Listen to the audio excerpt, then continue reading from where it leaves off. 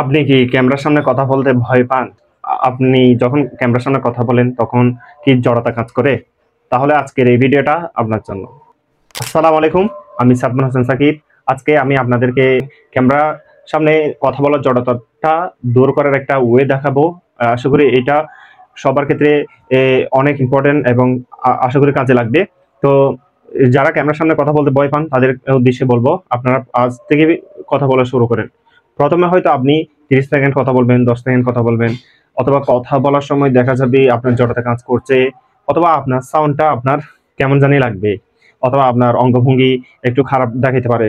তো কোনো ব্যাপার না, আজ থেকে বানানো শুরু করুন। আজকে 10 সেকেন্ড বানিয়েছেন, এর পরের দিন 10 সেকেন্ড বাড়াবেন। এভাবে করতে করতে কিন্তু আপনি টানা 21 দিন ভিডিও বানাবেন। আজ থেকে শুরু করে টানা 21 দিন আপনি ভিডিও বানাবেন, ভিডিও প্রেজেন্টেশন দিবেন। দেখবেন যে আপনার যে কথা বলার জড়তা সেটা অনেকটা কমে আসবে।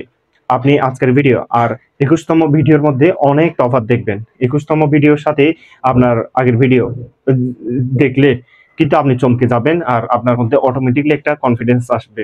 তো এটা অনেক কাজে লাগবে। এটা আমরা ইউজ করেছি। আমি একজন এন্টারপ্রেনার ভাইয়ের বই থেকে কিন্তু এই টিপসটা পেয়েছি।